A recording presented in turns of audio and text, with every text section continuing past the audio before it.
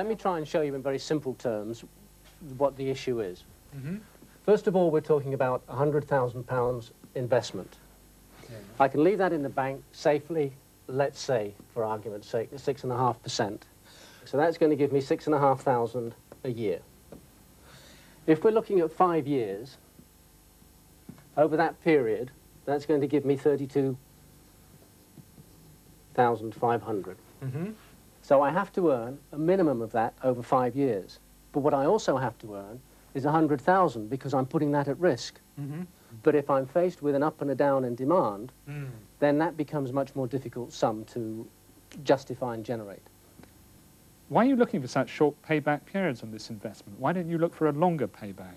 There's still this uncertainty over whether we're going to go from one so-called recovery to another recession, as we've seen the switchback of recession and recovery over the last 15 years. So that causes you to reduce your time frame in looking for a payback.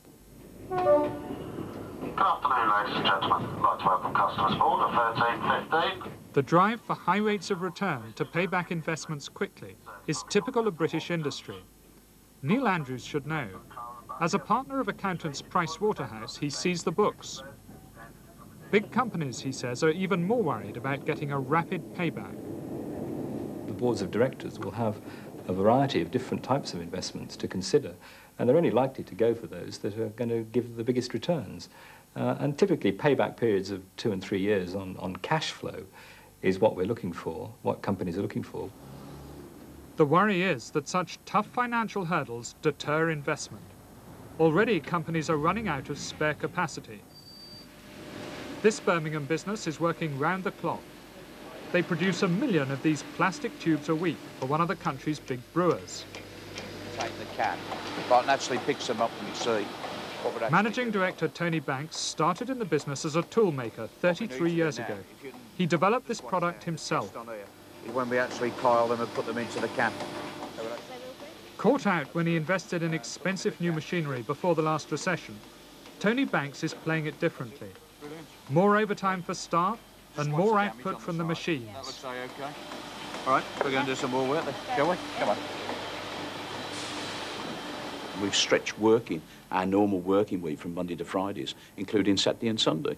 Although we are paying premium payments to get people in to come in and work, we've actually produced more from the machinery by utilising all the spare capacity that was standing over the weekend. More firms are now running out of spare capacity than at any time since the 1988 boom. For Professor Nick Crafts, a leading economic historian, it's crucial that business invest in new capacity. Without it, he says, inflation will rise and growth will suffer. We all would like to see an economy with a reasonably high capability for economic growth. In order to have growth, we need investment. Sure, we need investment in skills, we need investment in new technology, but we also need the machines for the skilled workers to work with, and the machines which will, if you like, embody the new technologies of the future. DTI Minister Tim Egger says he's not worried. The problem, he says, is in the mind. Business people haven't adjusted to the new era. They're still locked in the past when their investment sums had to allow for high inflation. When it becomes to be more widely recognised that we are going to have low inflation, then I think the hurdle rate will come down and we might see a consistent pickup on investment levels.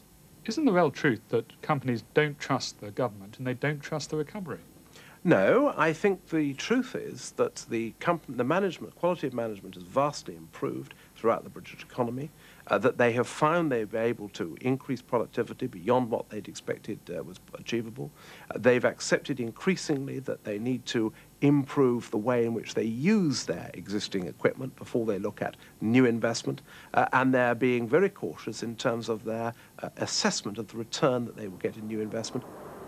Back in Birmingham, meeting for a business lunch, are Roger Trotman and Tony Banks. Hi, Roger. How are you? Fine, thanks. You okay? They're as sceptical about government predictions of an investment surge as they are about most things politicians say. How are you finding business? Not too bad, but not brilliant. We're not getting up to the level of output and demand that the government would have you believe there is in the marketplace. What Roger Trotman wants now is tax breaks. He says it's the key to boosting investment. What we need is the environment in which people are prepared to invest and leave their investments and not look for short-term, fast returns. And that needs some fresh approach to the taxation and the relief on taxation for people who leave money and reinvest money in their businesses. The Chancellor looked very carefully at the case for additional tax concessions on investment when he made his budget last November. He decided against it. And there was very careful consideration has to be given as to whether it is really right to distort decision-taking through the taxation system. It's not just the government that's sceptical about whether tax breaks work. There are also doubts in the academic world. Much of what happens, I think, is that the taxpayer ends up subsidising investments which would have taken place anyway. Obviously, business likes that, and it's not surprising that they repeatedly demand such intervention on the part of government. But from the economist's point of view, the question must be, might there not be better things to do with the taxpayers' money?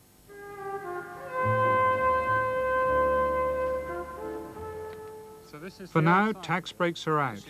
Investment will only surge if business people like Tony Banks feel confident. That used to be a large manufacturing place. Now it's owned by the bank, its offices, commercial premises. So all the manufacturing jobs have shrunk. But the scars of the past are still fresh. Are you very conscious of what's happened in the past when you make them? Oh yeah, you know, in the world it's becoming smaller. Supply and demand is becoming tougher in terms of what we're trying to do and why we're trying to do it. What I want is consistency, continuity, stability. With that, I get confidence. And I haven't had long enough time yet to get that confidence. I haven't had that built. I have memories of every 4 years boom and bust. And those are still with me. This is the crunch year for investment. Without it, the economy may overheat and we'll be back to boom-bust. The forecasters say companies will invest more this year. But with business so scarred by the past, the danger is the investment recovery will be too little and too late. That report was by Peter Wilson-Smith. Tim Melville-Ross, it's a blame the government, it sounds there. Isn't it the truth that, in fact, it's an unrealistically high rate of return that industry is looking for? That is certainly a problem. Expectations of high returns are unreasonable in an analytical sense, but nevertheless reasonable given the uncertainties that we have. Also boom and bust. I think he who pays the piper calls the tune. It's a whole wealth of difference between stating that things have changed a year after policies have changed, than actually laying your money down that they will be in the same position 4 years out. You're talking about capital investments, many of which will not repay for 5, 10 years.